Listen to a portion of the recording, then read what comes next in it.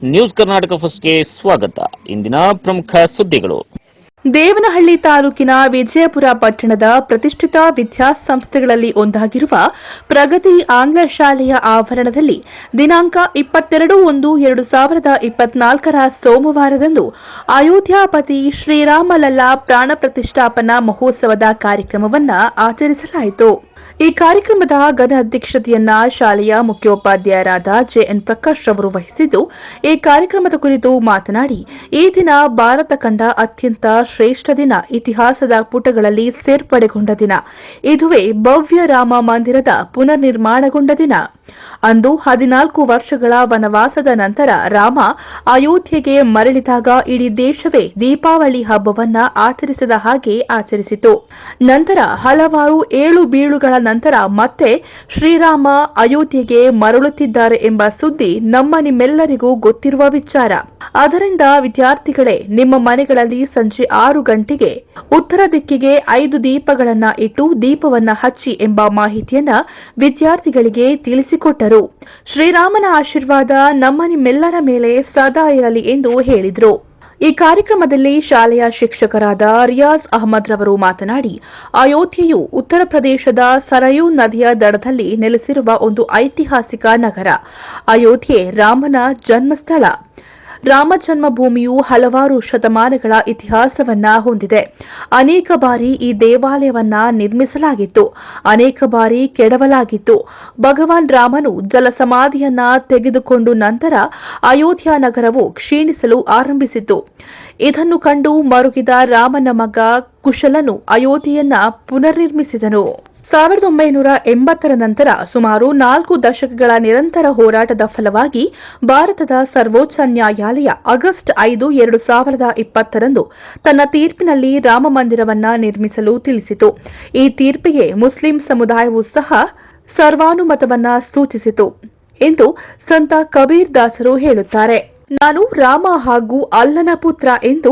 ಅದರಂತೆಯೇ ನಮ್ಮ ಸನಾತನ ಧರ್ಮ ಎಲ್ಲ ಧರ್ಮಗಳನ್ನ ಸಮಾನತೆಯಿಂದ ನೋಡುತ್ತದೆ. ಅದುವೇ ನಮ್ಮ ಅಖಂಡ ಭಾರತ. ಈ ಕಾರ್ಯಕ್ರಮದಲ್ಲಿ ಸುನಿತಾ ಮೇಡಂ ಮತ್ತು ತಂಡ ರಾಮನ ಬಗ್ಗೆ ಹಾಡನ್ನ ಹೇಳಿದರು.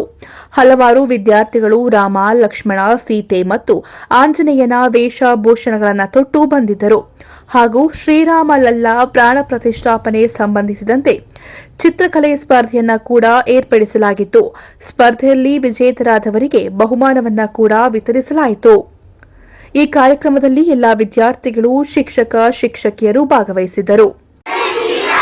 ಜೈ ಶ್ರೀರಾಮ್, ಜೈ ಶ್ರೀರಾಮ್. ಇವತ್ತಿನ ದಿವಸ ಅಯೋಧ್ಯೆಯಲ್ಲಿ ಶ್ರೀರಾಮಲಲ್ಲನ ಪುನರ್ ಪ್ರತಿಷ್ಠಾಪನಾ ದಿನವಾಗಿ ಇಡೀ ದೇಶದಾದ್ಯಂತಹ ವಿಜೃಂಭಣೆಯಿಂದ ಎಲ್ಲ ಹನುಮಂತನ ದೇವಾಲಯಗಳಲ್ಲಿ, ರಾಮರ ದೇವಾಲಯಗಳಲ್ಲಿ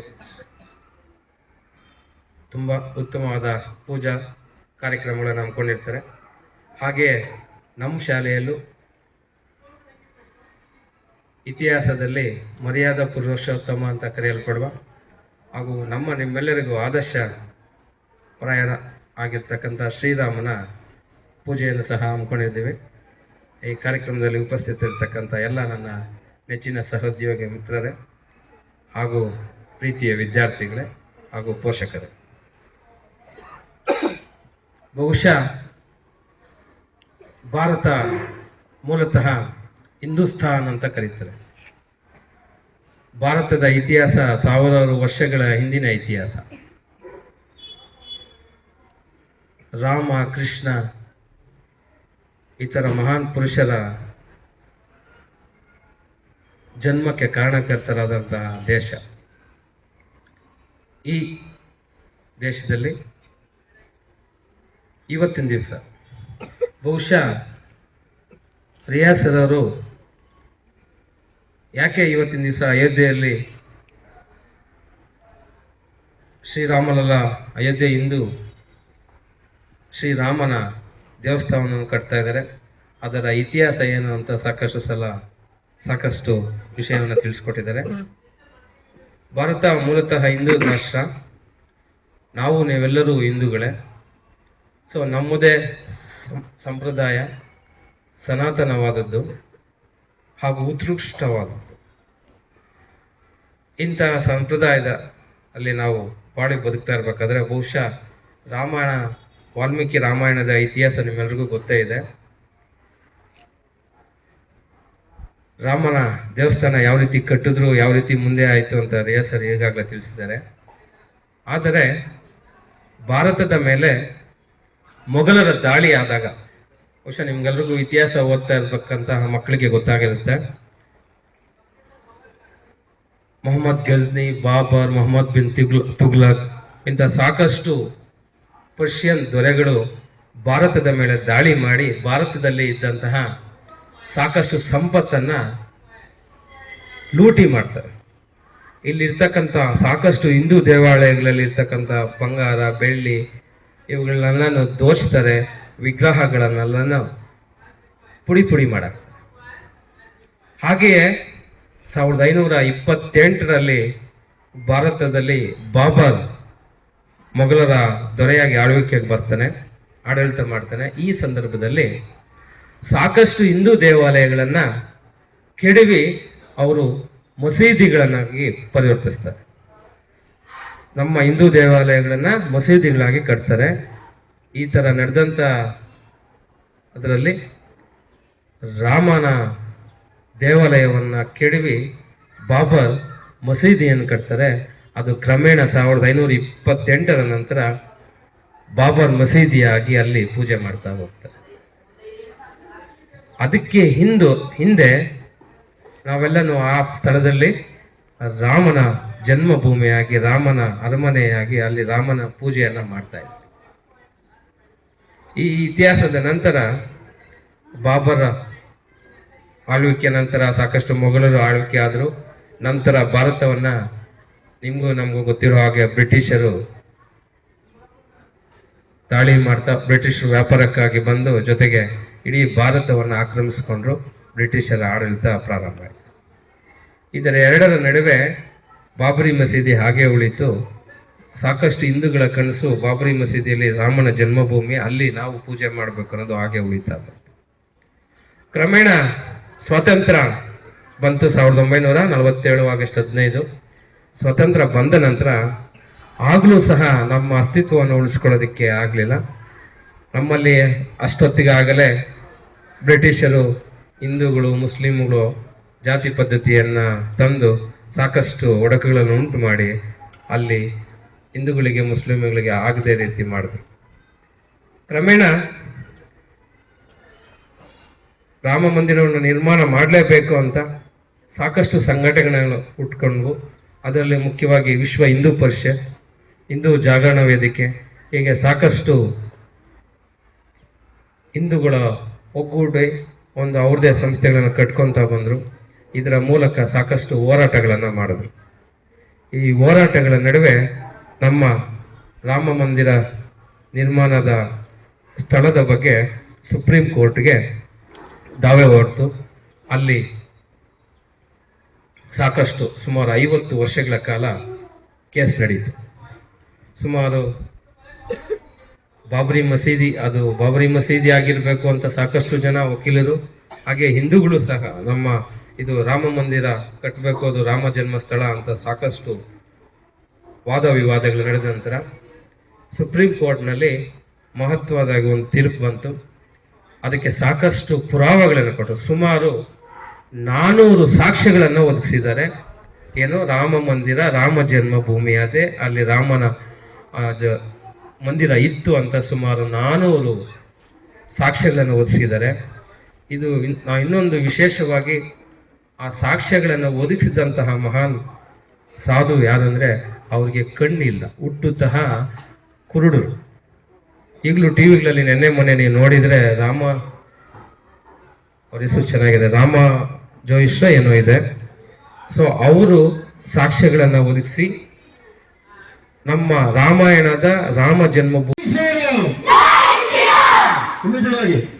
ಶ್ರೀರಾಮ್, ಜೈ ಶ್ರೀರಾಮ್, ಜೈ ಶ್ರೀರಾಮ್. Okay, thank you. ಜೈ ಶ್ರೀರಾಮ್, ಜೈ ಶ್ರೀರಾಮ್. Okay, thank you. ಜೈ ಶ್ರೀರಾಮ್. ಜೈ ಶ್ರೀರಾಮ್. ಇನ್ನೂ ಜೋರಾಗಿ ಜೈ ಶ್ರೀರಾಮ್. ಜೈ ಶ್ರೀರಾಮ್. ಜೈ ಶ್ರೀರಾಮ್. ಜೈ ಶ್ರೀರಾಮ್. ಜೈ ಶ್ರೀರಾಮ್. ಜೈ ಶ್ರೀರಾಮ್. Okay, thank you. ಸೋಲೋದೆ ರಾವಣ ಮಂದಿರ ಮಂದಿರ ರಾಮ ಮಂದಿರ ಎಲ್ಲ ಸೇರಿ ಕಟ್ಟೋಣ ಶ್ರೀರಾಮ ಮಂದಿರ. ತ್ರೇತ್ರೆಯಲ್ಲಿ ದೇಹವೇ ಸೀತಮ್ಮ ಒಂದೊಂದೊಂದು ಉಸಿರಲ್ಲೂ ಇರುವನು ಹನುಮ. ಯಾರ ತೀರ್ಪು ತೀರ್ಮಾನ ಯಾರದೇಕೆ ಅಪ್ಪಣೆ, ಯಾರ ತೀರ್ಪು ತೀರ್ಮಾನ ಯಾರದೇಕೆ ಅಪ್ಪಣೆ. ರಾಮನದೇ ರಾಜ್ಯವಿದು ಅವನೇ ನಮಗೆ ರಕ್ಷಣೆ, ರಾಮನದೇ ರಾಜ್ಯವಿದು ಅವನೇ ನಮಗೆ ರಕ್ಷಣೆ. ಮಂದಿರ ಮಂದಿರ ರಾಮ ಮಂದಿರ.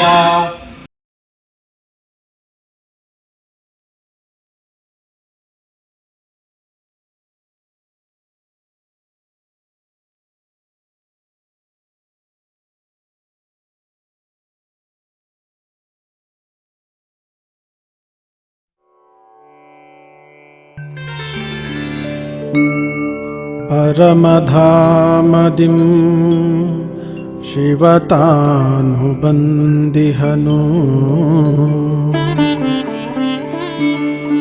मರೆಯದೆ ನೆನೆಯಿರಿ ಪ್ರಿಯ ತಂದೆಯನು.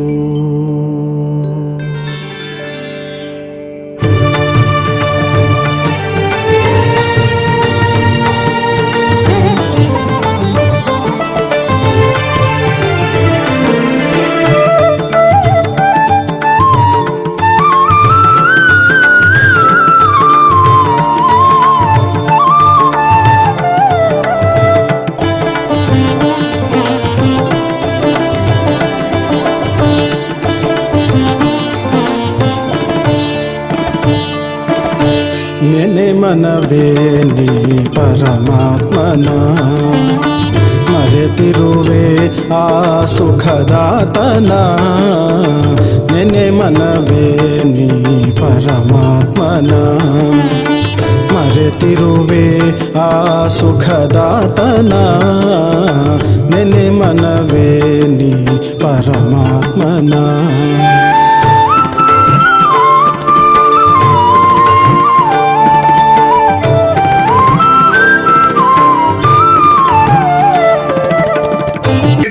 ಮುಂದುವರಿತಾ ಹೋಗ್ತಾ ಇರುತ್ತೆ. ಯಾರನ್ನ ಅದನ್ನ ವಿರೋಧಿಸಕ್ಕೆ ಸಾಧ್ಯ ಆಗ್ತಾ ಇರ್ಲಿಲ್ಲ. ತದನಂತರ ಬ್ರಿಟಿಷರು ಬಂದ್ರು. ಭಾರತ ಕಂಪ್ಲೀಟ್ ಆಗಿ ಪೂರ್ಣವಾಗಿ ಅವರ ಅಸ್ತಿತ್ವಕ್ಕೆ ಬಂತು. ಬ್ರಿಟಿಷರ ಒಂದು ನೀತಿ, ಒಡೆದು ಆಳುವ ನೀತಿ. ಅವ್ರು ಯಾವತ್ತು ನಮ್ಮನ್ನ ಒಗ್ಗಟ್ಟಾಗಿ ನಿಲ್ಲೋದಕ್ಕೆ ಬಿಡ್ತಾ ಇರ್ಲಿಲ್ಲ. ಸುಮಾರು 1980 ನಂತರ ಈ ರಾಮ ಮಂದಿರವನ್ನ ಪುನರ್ ನಿರ್ಮಾಣ ಮಾಡಬೇಕು ಅನ್ನೋ ಹೋರಾಟ ಜೋರಾಗಿ ನಡೆಯುತ್ತೆ. ಸತತ 4 ದಶಕಗಳ ನಿರಂತರ ಪ್ರಯತ್ನದ ಫಲವಾಗಿ, ದಶಕಗಳು ಅಂತ ಹೇಳಿದ್ರೆ ಒಂದು ದಶಕ ಇಸ್ ಈಕ್ವಲ್ ಟು 10 ವರ್ಷ. ಸೊ 4 ದಶಕಗಳು ಅಂತ ಬಿಟ್ಟಂದ್ರೆ 40 ವರ್ಷಗಳ ನಿರಂತರ ಸುಪ್ರೀಂ ಕೋರ್ಟಿನ ತೀರ್ಪನ್ನ ಅಂಗೀಕಾರವಾಗಿ ತಗೊಳುತ್ತೆ. ಯಾಕೆಪ್ಪ ಅಂತ ಬಿಟ್ಟಂದ್ರೆ ಇತಿಹಾಸ ಏನ್ ಹೇಳುತ್ತೆ ಅದರ ಪ್ರಕಾರ ಕೆಲವೊಂದು ಜ್ಞಾನಿಗಳು ಆ ವಿಷಯನ ತಿಳ್ಕೊಂಡಿರ್ತಕ್ಕಂತಹವರು ಯಾವುದೇ ಒಂದು ಅಪೋಸನ್ನ ಮಾಡೋದಕ್ಕೆ ಹೋಗೋದಿಲ್ಲ. ಯಾಕೆಂತ ಬಿಟ್ಟಂದ್ರೆ ಆ ಕ್ಷಣದಲ್ಲಿ ಅಲ್ಲಿ ಭವ್ಯ ಮಂದಿರ ಇತ್ತು ಅನ್ನೋದಕ್ಕೂ ಸಹ ಒಂದು ಕುರುಹು ಅಂತಕ್ಕಂಥದ್ದು ಇದೆ. ಸೊ ಹೀಗೆ ಆಗಸ್ಟ್ 5, 2020 ಸುಪ್ರೀಂ ಕೋರ್ಟ್ ಯಾವಾಗ ತೀರ್ಪನ್ನ ನೀಡುತ್ತೆ, ತದನಂತರ ಭವ್ಯ ರಾಮ ಮಂದಿರವನ್ನ ನಿರ್ಮಿಸೋದಕ್ಕೋಸ್ಕರ ಅಂತ ಬಿಟ್ಟಂತ ಎಲ್ಲ ಪ್ರಯತ್ನಗಳನ್ನು ಪ್ರಾರಂಭವಾಗುತ್ತೆ. ಅದು ಪೂರ್ಣಗೊಂಡು ಇವತ್ತು ಶ್ರೀರಾಮನ ಪ್ರಾಣ ಪ್ರತಿಷ್ಠಾಪನೆಯನ್ನ ಅಯೋಧ್ಯೆ ಜನ್ಮಭೂಮಿಯಲ್ಲಿ ಮಾಡ್ತಾ ಇದ್ದಾರೆ.